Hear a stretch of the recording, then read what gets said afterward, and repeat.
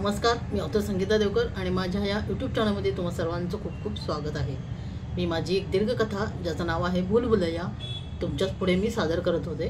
त्याचे 2 भाग झालेले आहेत। आज आपण त्याचा तिसरा पुढचा भाग पाहूया, ऐकूयात। तर अपूर्जा आणि प्रियांशची कथा आहे। याच्यामध्ये अपूर्जा एक हाऊसवाईफ आहे आणि प्रियांश हा एक बाहेर म्हणजे काश्मीरमधून आलेला हा एक काश्मीरी मुलगा आहे की जो अपूर्जाला भेटतो आणि त्याने त्याची खरी ओळख तिच्यापासून लपवलेली आहे। खरं तर तो काश्मीरमधील एका आतंकवादी संघटनेशी जोडला गेलेला आहे आणि तो एका मिशनसाठी इकडे आलेला आहे भारतामध्ये। म्हणजेच जे काही ठिकाण आहे पुणे मुंबई जे आहे त्या ठिकाणी आलेला आहे तो आणि त्याचं मिशन त्याला पूर्ण करायचं आहे। पण अचानक अपूर्जा त्याच्या आयुष्यात आली आणि तो तिच्यावर प्रेम करू लागला।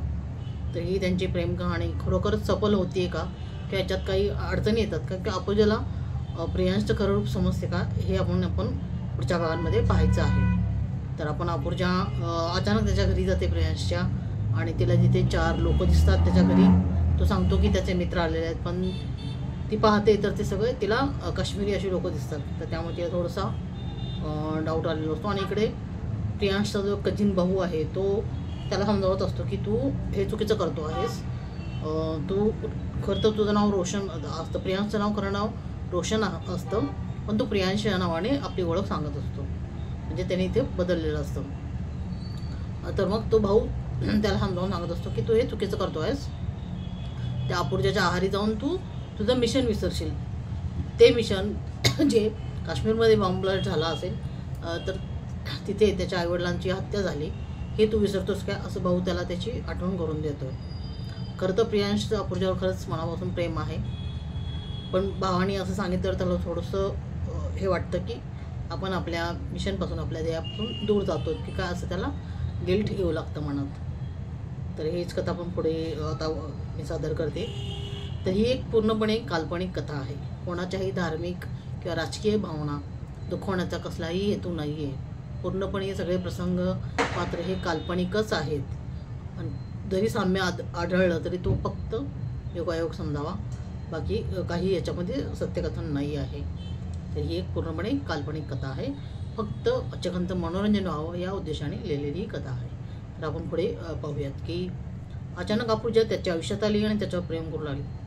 तिच्या नजरेत त्याच्याबद्दलचा विश्वास प्रियांशला नेहमी दिसायचा।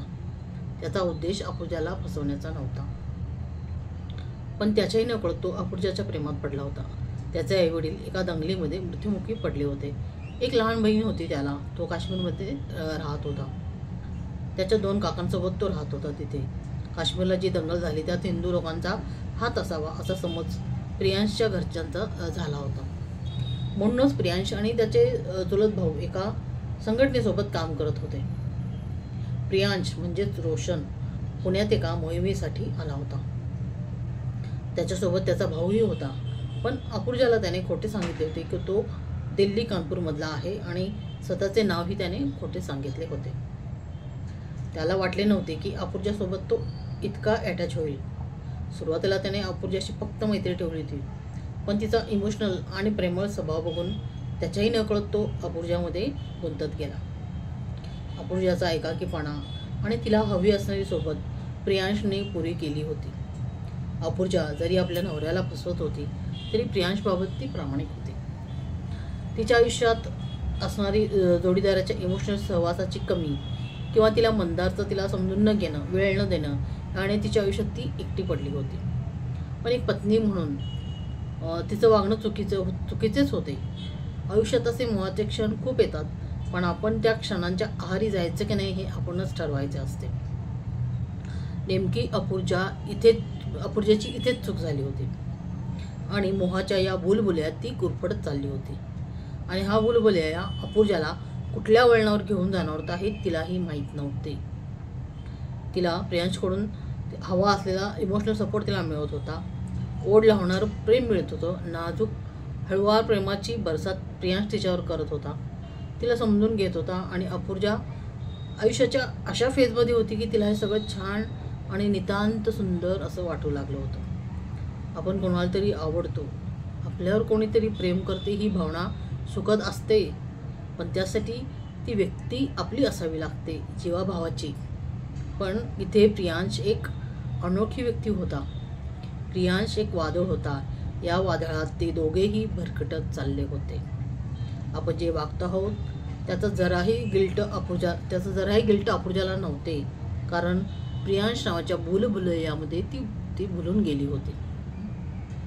असंही मंदार कुठे माझ्याकडे लक्ष देतो, त्याला फक्त पैसा प्रिय आहे, मग मी का त्याचा विचार करू, असं अपूर्जा विचार करत असायची. अपूर्जा, मला बिझनेस मीटिंगसाठी बाहेरगावी जावे लागणार आहे, सो मी 4 दिवस बेंगलोरला जाणार आहे, मंदार चहा घेत अपूर्जाला सांगत होता. ओके, मी राहीन. असंही तू काही फर्स्ट टाइम बाहेर जात नाहीयेस ना, अपूर्जा त्याला खिचवत म्हणाली. अपूर्जा, जस्ट आय टोल्ड यू, तोही मग रागात म्हणाला. मंदार मग त्याच्या रूमकडे गेला आणि आपली बॅग भरू लागला. अपूर्जाला प्रियांशची आठवण झाली. त्याच्या आठवणीने त्याच्या चेहऱ्यावर हसू फुललं. मंदार निघून गेला तसा अपूर्जाने प्रियांशला कॉल केला. हेलो प्रियांश, मैं आज बुटीक नहीं जा रही हूँ, क्या तुम मेरे घर आ सकते हो, तिने प्रियांशला विचारलं. प्रियांशने विचारले. अपू, प्रियांश समोरून म्हणाला फोनवर. अपू, मुझे थोड़ा काम है, देखता हूँ. अपूर्जाने पुन्हा त्याला विचारलं. प्रियांश, तुम बहुत दिन से मुझे इग्नोर कर रहे हो, क्या हुआ है प्रियांश. प्रियांश म्हणाला. ऐसा कुछ नहीं अपू, बस काम में बिजी हूँ. ओके, मैं दोपहर को आता हूँ, मुझे अपना एड्रेस सेंड कर दो, प्रियांश म्हणाला. मग अपूर्जा म्हणाली की प्रियांश, मैं वेट करूँगी and I miss you lot Priyansh. प्रियांशने सेम हिअर, बाय असं म्हणत मग त्याने कॉल ठेवला. अपूर्जाने त्याला आपला ॲड्रेस SMS केला आणि ती जेवणाची तयारी करू लागली. आज प्रियांश पहिल्यांदाच तिच्या घरी येणार, तो काहीतरी स्पेशल बनवावे असे तिने ठरवले. अपूर्जा कामाला लागली. मटर पनीर, पुलाव, खीर असं तिने पदार्थ बनवले. सगळं काम आवरून ती स्वतः आवरायला गेली. डार्क वाईन कलरचा वनपीस तिने घातला. थोडा मेकअपही केला आणि ती प्रियांशची वाट बघू लागली. प्रियांश त्याच्या रूमवरच होता. 4 दिवसापूर्वीच त्याचे काका आणि भाऊ गावी परत गेले होते. आता इथे त्याचा एक कझिन सोबत त्याच्या फक्त होता. त्यांना त्यांचं काम लवकर आटपून काश्मीरला परत जायचे होते. प्रियांश द्विधा मनस्थितीत अडकला होता. आठवडा होऊन गेला होता, तो अपूर्जाला भेटला नव्हता. त्याचे काका आणि भाऊ जे बोलले होते त्याचाच तो विचार करत होता. एक मन अपूर्जाकडे ओढ घेत होते, तर दुसरे मन तिच्यापासून दूर राहण्यासाठी सांगत होते. तो 4 दिवस घरातच बसून होता. त्याला असं शांत बघून त्याच्या कझिनने त्याला विचारले की रोशन, क्या हुआ, क्या सोच रहे हो तुम, घर के बाहर भी नहीं निकला तू. त्या भावाने विचारले. भाई, मुझे समझ में नहीं आ रहा है कि मैं क्या करूं. मैंने बहुत सोचा कि अपूर्जा को भूल जाऊं, इसलिए कितने दिनों से उसे मिला भी नहीं मैं, मगर नहीं भूल पाता उसे मैं, प्रियांश म्हणाला. रोशन, फिर क्या सोचा है तुमने, भावाने विचारले.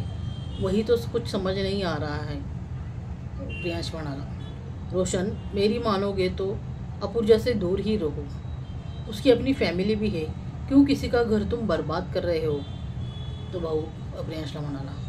भाई, मुझे भी लगता है कि मैं अपूर्जा की शादीशुदा ज़िंदगी ख़राब कर रहा हूँ, मगर दूसरी तरफ उसे भुला भी नहीं पाता हूँ, प्रियांश म्हणाला. रोशन, अगर अपूर्जा तेरी वजह से किसी मुसीबत में ना पड़े, ऐसे तुझे लगता है तो उसे भूल जा, इसमें ही उसकी और तुम्हारी भलाई है. हाँ भाई, मगर आज उसने मुझे मिलने बुलाया है, सोच रहा हूँ आखिरी बार उसे मिल के आता हूँ, तो हम अपना काम करके निकल जाएंगे यहाँ से, असं प्रियांश म्हणाला. ठीक आहे रोशन, तू मिलके आ उसे, भाऊ म्हणाला.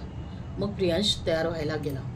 बरेच दिवस झाले त्याने स्वतःकडे लक्षच दिले नव्हते. त्याने छान आपल्या दाढीला म्हणजे बियर्डला स्ट्रिम केले, अंघोळ करून मस्त तो तयार झाला. येलो टी शर्ट आणि ब्ल्यू जीन्स त्याने घातली. केस थोडंसं जेल लावून सेट केले.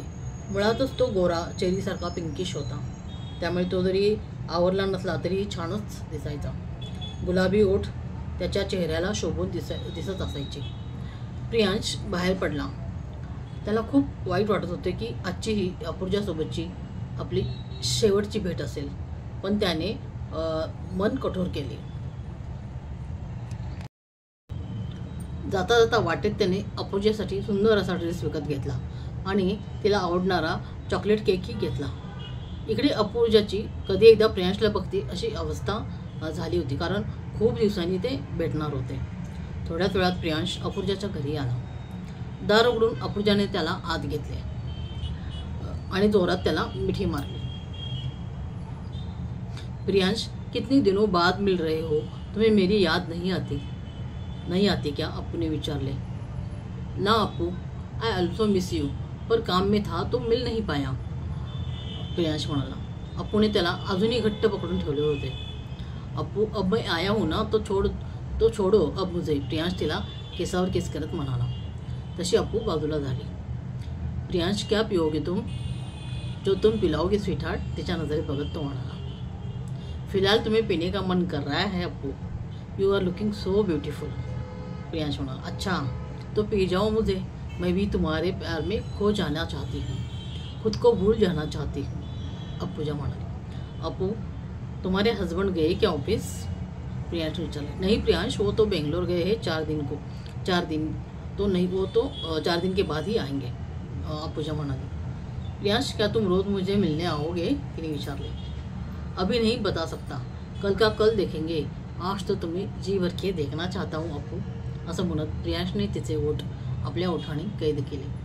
हलके हलके बाईट तो तिच्या ओठांवर करू लागला. अप्पूही त्याला तितकाच प्रतिसाद देत होते. खूप दिवस ते भेटले नव्हते म्हणून अधीर झाले होते. प्रियांशने तिच्या गळ्यावर आपले उष्ण ओठ ठेवले. तसे अपूर्जा शहारली. तो तिला गळ्यावर मानेवर किस करू लागला. अपूर्जाने पुन्हा त्याचे ओठ आपल्या ओठाने बंद केले. ती पॅशनेटली त्याला किस करू लागली. प्रियांशचा हात आता तिच्या सर्वांगावरून फिरत होता. अपूर्जा त्याला बेडरूममध्ये घेऊन गेली. एकमेकांच्या मिठीत मग ते जगाला विसरून गेले. अपूर्जा त्याच्या मिठीत होती. प्रियांश, मुझे तुमसे बात करनी है, अपूर्जा म्हणाली. बोलो अप्पू, क्या बात है? प्रियांश ने विचारा. प्रियांश, मैं तुमसे शादी करना चाहती हूँ. अप्पू, लेकिन तुम शादीशुदा हो और एक बच्चे की माँ भी हो, प्रियांश ने विचारा. प्रियांश, मैं मेरे हस्बैंड को डिवोर्स दे दूंगी, तुम बताओ क्या तुम मुझसे शादी करोगे? अपूर्जा ने विचारा. अप्पू, लेकिन तुम्हें मेरे साथ मेरे गाँव आना होगा, आओगे क्या? प्रियांश ने विचारा. प्रियांश, तुम जहाँ ले जाना चाहते हो वहाँ मैं तुम्हारे साथ आने को तैयार हूँ, अपूर्जा म्हणाली. तो ठीक है अप्पू, पहले मैं गांव जाके आता हूँ, तुम्हारे बारे में घर में बताता हूँ, फिर उसके बाद तुम्हें अपने साथ ले जाऊँगा, प्रियांश म्हणाला. ओह सो स्वीट ऑफ प्रियांश, असे बोलून अपूर्जाने त्याला कपाळावर किस केले. चलो हम खाना खाते हैं, प्रियांश उठो, अपूर्जा त्याच्यापासून दूर होत म्हणाली. मग प्रियांशी उठला. दोघांनी आपले कपडे आवरले. अपूर्जाने डायनिंग टेबलवर जेवण मांडले. तिने बनवलेल्या जेवणाची तारीफ करत प्रियांशने जेवण केले. प्रियांशने आणलेला चॉकलेट केकही खाल्ला. अप्पू, अब मैं निकलता हूँ, मुझे काम है थोड़ा, प्रियांश म्हणाला. प्रियांश, इतनी जल्दी जा रहे हो, मैं अकेली बोर हो जाऊंगी, त्याला बिलगत अपूर्जा म्हणाली. अप्पू, जाना तो पडेगा, फिर मिलेंगे ना हम, अभी चलता हूँ, हे प्रियांश बोलत होता, पण मनातून खूप तुटत होता तो. हे शेवटचे तो अपूर्जाला भेटायला आला होता. त्यानेही अपूर्जावर मनापासून प्रेम केले होते. तिच्याशिवाय जगणं त्यालाही अवघड होतं. खूप कमी वेळात ते एकमेकांच्या खूप जवळ आले आणि प्रेमही तितकेच उत्कटतेने केले. प्रियांशला तिला फसवायचे नव्हते, पण परिस्थितीपुढे तो लाचार होता. अप्पू, मैंने एक गिफ्ट लाया है तुम्हारे लिए, देखो, म्हणत प्रियांशने आणलेला ड्रेस अप्पूला दिला. प्रियांश, ये तो बहुत खूबसूरत है, तुम्हें पसंद आया ना अप्पू? हाँ प्रियांश, सच में, मैं इसे तुम्हारी प्यार की निशानी समझकर दिलो जान से संभालूंगी, त्याने प्रेमाने तिला आवाज दिला. तो आता खूप इमोशनल झाला होता. क्या हुआ प्रियांश, तिने विचारले. तसे त्याने आपले भाऊ त्याच्या समोर पसरले. अप्पू त्याच्या मिठीत आले. मिस यू प्रियांश, ती म्हणाली. अप्पू, अपना ख्याल रखना और हमेशा खुश रहना. प्रियांश, तुम ऐसे क्यों बात कर रहे हो, तिने विचारले. तर आता आपण इथेच थांबतो आहोत. ही कथा कशी वाटते तुम्हाला नक्की मला कमेंट करून सांगा आणि आपल्या या चॅनलला लाईक आणि शेअर करा आणि नक्कीच सबस्क्राईब करा, कारण सबस्क्राईब केलं तरच तुम्हाला पुढच्या कथेच्या भागाचं नोटिफिकेशन येणार आहे. धन्यवाद.